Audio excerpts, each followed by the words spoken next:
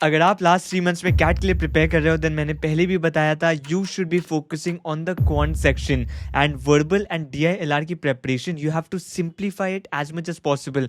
ऐसा नहीं है कि आप दोनों सेक्शन को इग्नोर कर दोगे because obviously you have to clear the sectional cut offs as well, but you have to simplify the preparation at this point of time so that maximum time goes for your quant preparation.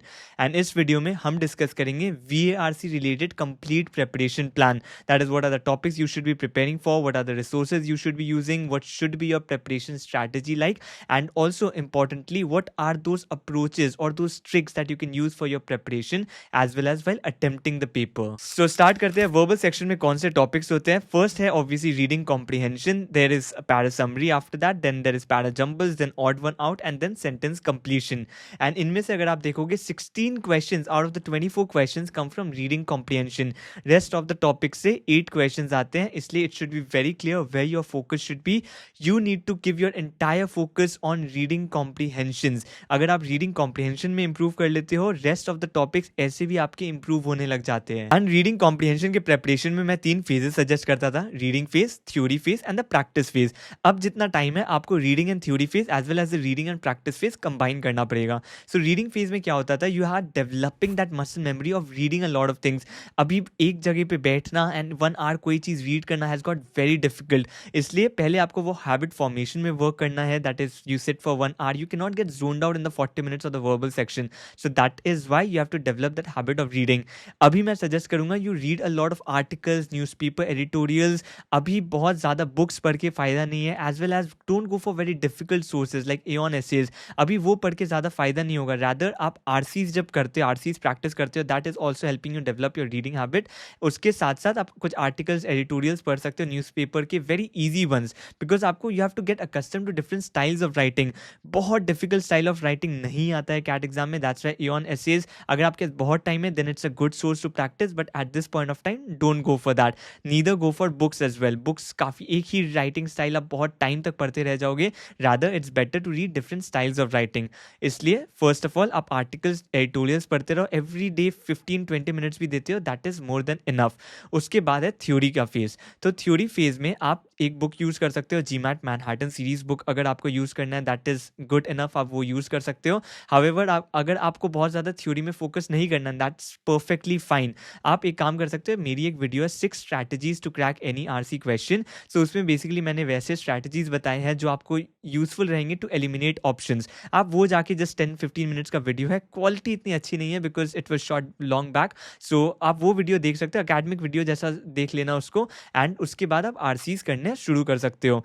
याद रखना आपको हमेशा RC solve करने time you have to think how to eliminate a particular option, and theory आप खुद भी बना सकते हो। Once you see my video you will see most of the tricks are to eliminate a particular option. इसलिए जब आप खुद आरसीज प्रैक्टिस करोगे and you are able to find out those patterns जो एक पर्टिकुलर ऑप्शन को बार बार wrong बनाते हैं, then you will be able to identify it yourself and वही आपकी थ्योरी भी कवर कर लेगी। And practicing RCs is where you have to give maximum effort, because आपकी थ्योरी भी कवर हो जाती है एंड आपकी जो रीडिंग हैबिट है वो भी डेवलप होती है as and when you read more and more RC passages. तो आप अगर बस आरसी पैसेजेस प्रैक्टिस करने भी उतर जाते हो then also it's a good strategy to follow.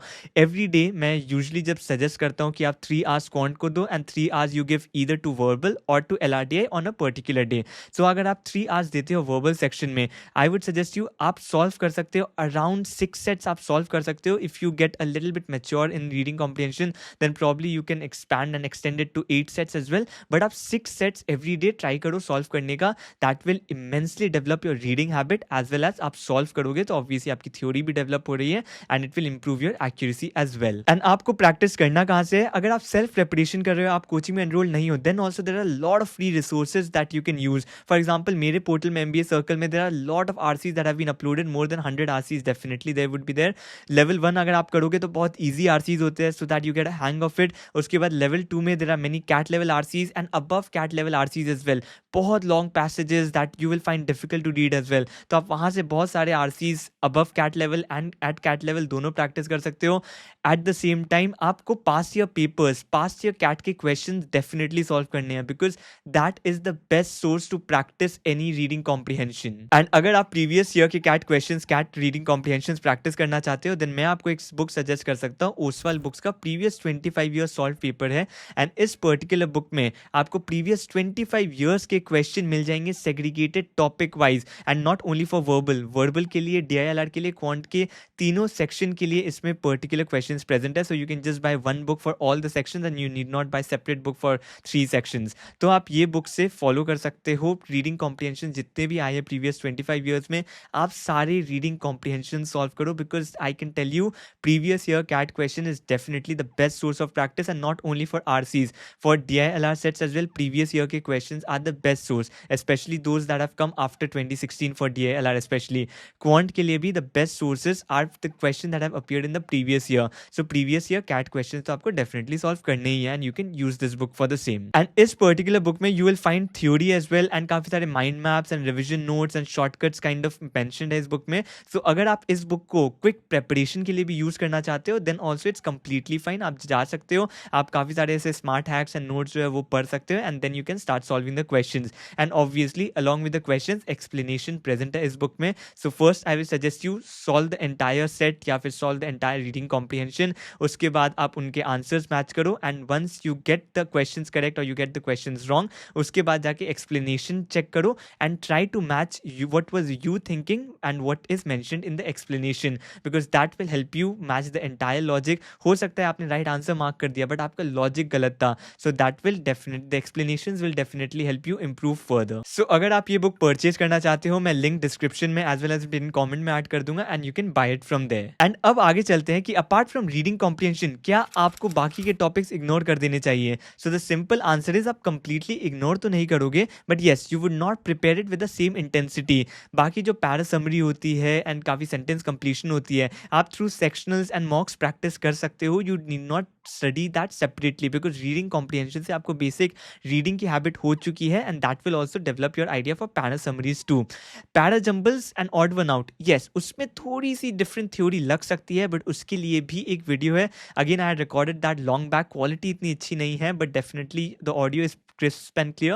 You can hear the audio, take it as an academic video, and आप वो जाके देख लो, and that will be the complete theory that you require for para jumble. ज़्यादा चीज़ है भी नहीं, बस opening sentences कैसे find out करने हैं, mandatory pairs क्या होते हैं, closing sentences क्या होते हैं, you need to figure out just those things, and आपकी theory complete हो जाएगी। उसके बाद आप sectionals and mocks के through ही practice करो para jumbles भी, and that's why the entire focus will be on reading comprehension. Rest of the topics की preparation आप करोगे sectionals के through as well as mocks के through। And अब मैं आपको कुछ ट्रिक्स बता देता हूँ for your preparation as well as for attempting the paper. The first trick for your preparation is you have to prepare for finding the wrong answers in a reading comprehension and not to directly select the right answer. आप अगर directly right answer select करने जाते हो, it will take a hit on your accuracy, and कोई भी ऐसे paper solve नहीं करता है। Rather the way people solve a paper is they eliminate the wrong options, and then जो बेस्ट ऑप्शन बच जाता है that they mark as the correct answer, and that's why your entire preparation has to be directed in this direction. लोग क्या करते हैं, जैसे ही वो रीडिंग कॉम्प्रिहेंशन करना थ्योरी पढ़ने लगते हैं या फिर वो रीडिंग कॉम्प्रिहेंशन सॉल्व करने लगते हैं, दे स्टार्ट फाइंडिंग दैट वो मैं राइट आंसर कैसे सिलेक्ट करूं, but that is the approach for quants and DILR, जहां आप एक स्ट्रेट पैटर्न में जाते हो कि आपको अच्छा आपको पता है step 1 is this, step 2 is this, step 3 is this, and then I will find the right answer. अब मैं देखूंगा कौन सा राइट आंसर है ऑप्शन में एंड उसको मार्क कर दूंगा। वर्बल ऐसे नहीं होता है। वर्बल में what happens is there are better options and then there are worse options as well. तो आपको क्या करना है, आपको सिलेक्ट करना है कि अच्छा ये ऑप्शन क्या, ये ऑप्शन दूसरे वाले से बेटर है क्या, सेकंड ऑप्शन थर्ड ऑप्शन से बेटर है, एंड सो ऑन। आपको इस तरीके से प्रोग्रेस करना है। अ lot of times you will have questions like which of the following best summarizes the idea of the passage, and all the 4 options will be correct. However, there will be one particular option which will be better than the other ones, which will cover all the points holistically, and you have to select that answer. And आप वो कैसे select कर पाओगे? By eliminating the wrong options, by comparing that option with the others. So that's why the entire preparation strategy has to be to eliminate the wrong options. And जैसे मैंने बताया आपको मेरी वीडियो में भी वही mentioned है, 6 strategies are to eliminate the wrong options. इसलिए आप जब भी कोई आरसी प्रिपेयर करते हो, जब भी कोई आरसी सॉल्व करते हो, उसके बाद एक्सप्लेनेशन पढ़ते हो, try to read why a particular option is wrong and don't try to read why a particular option becomes right. Reading why a particular option is wrong, reading that explanation has become more important and is always been more important. अगर आप ये पढ़ने जाते हो कि अच्छा ये option right है बिकॉज ऑफ दिस, एंड आप बस करेक्ट ऑप्शन का एक्सप्लेनेशन पढ़ के छोड़ देते हो, that is a wrong way to prepare and that is what you need to improve. Read the description and the explanation for the wrong options. Why are they wrong? Next एक preparation trick है, जब भी आप prepare कर रहे हो, solve कर रहे हो RC के questions, you have to divide the questions into 3 types. एक होते हैं general questions. Those are questions like what is the main idea of the passage, what is the tone of the author in this passage. जहाँ पर and in questions के लिए you have to make sure that you do not have to come back to the RC. अगर आपकी RC की first reading में general understanding अच्छी है, you should be able to answer these questions without coming back to the passage. For general questions, this should be your trick. You do not need to come back to the passage. Then there are second category of questions which are specific questions. What does the author intend to say in this particular paragraph? What does this word imply in the meaning of the passage? So ये जो होते हैं ना, ये questions होते हैं काफ़ी specific to a particular paragraph or a particular word, and इसलिए you have to come back to the passage for these questions and then mark the correct option, and it's completely fine. Next होते हैं interpretation questions. Interpretation questions क्या होता है? It is one step ahead of the general questions. So they will ask question like which of the following strengthen the argument of the author, which of the following weaken the argument of the author. इनमें आपको first of all you have to understand the main idea what the author is trying to speak, and after that analyze that which of the particular option is something that is strengthening the argument. तो इसमें it is very important that you read all the options very carefully, because options को read करके only you will understand कि वो strengthen कर रहा है या weaken कर रहा है, and which of the following is strengthening the main idea of the passage or the main idea of the author. इसलिए interpretation questions में भी usually you do not come back to the passage. आपको first reading में ही understanding हो जानी चाहिए, but yes it is possible कि you have to come back certain times जहाँ पर बहुत specific interpretation questions भी पूछे जाते हैं, like what does the author mean in this particular, which of the following strengthens the argument of the author in this particular paragraph. So it might happen you have to come back for certain interpretation questions, but try to make sure कि आप कम से कम general and interpretation questions में वापस आओ to read the RC again. For specific questions it's completely fine if you're coming back to the passage. उसके बाद the next trick will help you improve in your reading comprehension, and that is paraphrasing. जब भी आप reading comprehension passage solve कर रहे हो, make sure आप ये use करो, especially in the initial days. आप जब भी एक paragraph read करते हो, write that one line summary, what does that paragraph mean to say or what is covered in that paragraph. आप just उसको एक लाइन से ज़्यादा नहीं, एक लाइन में लिखो कि वो उस पैराग्राफ में क्या कंटेन्ड है, क्या क्या मटेरियल है उस पर्टिकुलर पैराग्राफ में. एंड जो भी जितने भी 5-6 पैराग्राफ्स होंगे एक आरसी पैसेज में, तो आप ऐसे 5-6 वन लाइनर्स लिख लो after reading each paragraph. This will help you retain the RC passage better. At the same time अगर आप मेन आइडिया का क्वेश्चन आता है, the main idea answer will basically be a consolidation of these 4-5 paragraphs और 4-5 one liners that you have written, at least majority of these 4-5 one liners that you have written. And अगर आपको कोई particular paragraph में वापस जाना है, then also it becomes easy. आपको याद रहेगा कि अच्छा इस पर्टिकुलर पैराग्राफ में ये चीज़ें मेंशन हो सकती है. And eight the same time काफ़ी पैसेजेस ऐसे भी लिखे जाते हैं, पहले पॉजिटिव चीज़ें हैं, देन नेगेटिव चीज़ें हैं. फॉर एग्जांपल पहले 3 पैराग्राफ में प्रो ग्लोबलाइजेशन के बारे में लिखा गया है, लास्ट 3 पैराग्राफ में नेगेटिव अबाउट प्रो ग्लोबलाइजेशन लिखा गया है, नेगेटिव्स ऑफ ग्लोबलाइजेशन लिखा गया है. तो वहाँ पर भी आपको बहुत ईजी हो जाता है that okay you know anything that is written in the pro of globalization, you have to read the first 3, negatives आपको लास्ट 3 रीड करना है. सो उस तरीके से काफ़ी ईजी हो जाता है if you practice this paraphrasing. Once you start doing this and you do it for maybe 50 to 100 RCs, after that you will see from the 101th RC you will not require to do this paraphrasing. आप खुद ब खुद याद रखने लग जाओगे and you will remember in each paragraph कि अच्छा इस particular paragraph में ये चीज़ें थी. You need not write it on a piece of paper. So start doing it from the next RC. You will see drastic improvement. Next एक trick है skimming, and that helps you improve your reading speed for passages and for anything that you are reading. So basically इसका मतलब क्या होता है, you don't read everything with equal focus. मान लो एक sentence है that I like to play this and this. So यहाँ पर क्या होगा, you are reading like the way exactly I read, like I like to read, I like to play this and this. तो मैंने क्या किया, I know what is the mention in the passage, that is there are certain sports mentioned and it is mentioned that I like to play these sports. However, I did not pay equal focus to the sports that have been mentioned. And ऐसे बहुत सारी चीज़ें हो सकती है. आप एक particular paragraph read करो, for example if I give you a paragraph like this, तो आप इसको आप अगर स्किमिंग करोगे, so you need not read all the food items mentioned in this particular passage or in this particular paragraph with equal focus. आप उसको ignore करो. Just remember the main idea of this paragraph, that यहाँ पर mentioned क्या है. And if you have to come back for the specific food items, you can always come back to the passage. It's there in front of you.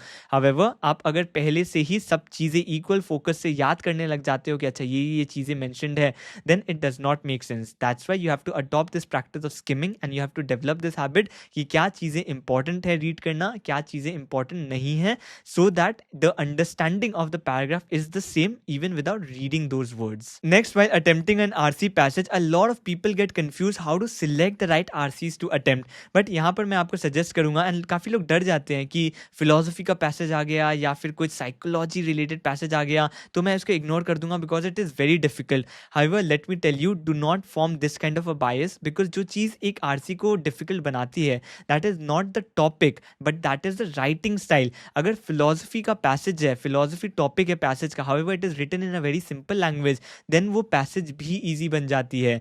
जो usually आपको psychology and philosophy के passage difficult लगते हैं because you are not use to that style of writing. वो philosophy के passage एक different style में ही लिखे रहते हैं and that's why it becomes difficult to read.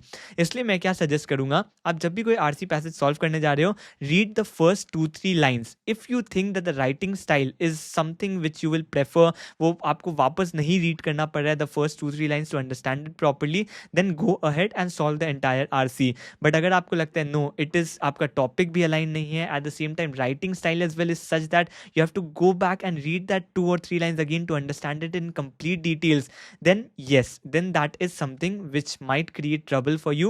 And questions जितने भी easy हो, then also it will become very difficult to solve it because आपकी passage की understanding इतनी अच्छी नहीं है. इसलिए always choose the passage on the basis of the writing style. अगर writing style आपके लिए convenient है, solve that passage. A lot of people also tell me that क्या मैं पहले questions देख लूँ whether those are easy questions or difficult questions. वो आप कभी figure out नहीं कर पाओगे by just seeing the questions. Rather, focus on what is the writing style. अगर वो आपको ईजी लग रहा है, आपको क्वेश्चंस भी ईजी लगेंगे. अगर आपको राइटिंग स्टाइल डिफिकल्ट लग रहा है, आपको क्वेश्चंस भी डिफिकल्ट लगेंगे. And that's why read the first paragraph और just the first 2-3 lines of a passage, you will be able to understand whether it is a solvable RC और not. Next, for verbal section, I wanted to highlight one of the attempt strategy and that is what worked for me. Obviously it might not work for you, but you have to test it during the mocks. What worked for me is I was focusing on the attempts rather than the accuracy. What I saw was, अगर मैं एक question में, एक reading comprehension question में 2 minute देता हूँ या फिर 5 मिनट देता हूँ, my accuracy is kind of the same. So इससे अच्छा ये है, if I'm confused between 2 options, I would rather mark one option and move ahead. अगर मुझे लगता है कि I'm slightly inclined towards a particular option, मैं उसको मार्क कर दूंगा and I'll move ahead without thinking a lot. Yes, obviously मैं basic checks करूंगा, जब तक वो पॉसिबल है मैं वो करता रहूंगा. However, I won't give like 5 minutes to a particular question when I'm confused between 2 options. अगर मुझे inclination लग रहा है, I will mark that option. And इसका फोकस, इसका मतलब यही था कि मैं attempts में फोकस कर रहा हूँ. I would want to attempt the entire verbal paper. ये मेरी strategy होती थी कि तब 34 questions होते थे. I attempted all the 34 questions so that even if I have 70% accuracy in verbal, even then I will end up scoring a great percentile. अगर मैं यही चीज़ 25 questions attempt करता हूँ and then suppose मेरी 75% accuracy होती है, then also it's better to attempt 34 questions with a 70% accuracy. But मैं देखता था कि अगर मैं 25 questions भी attempt कर रहा हूँ, वो accuracy में भी 1-2 percentile ऊपर, 1-2 percentage ऊपर जाती है, उससे ज़्यादा नहीं हो रही थी. That's why you can try this. Try to focus on the attempts rather than accuracy. If you are not able to solve a question confused between 2 options, try to mark the option which you are more inclined towards and then move ahead. Don't waste a lot of time on the same question. So ये कुछ verbal ability related preparation hacks थे जो मैं बताना चाहता था. And next video that I'm going to release is going to be on DILR preparation in the last 3 months. Kind of similar video होने वाली है because DILR preparation as well, you have to keep it really simple. So that's it for this particular video. See you in the next one.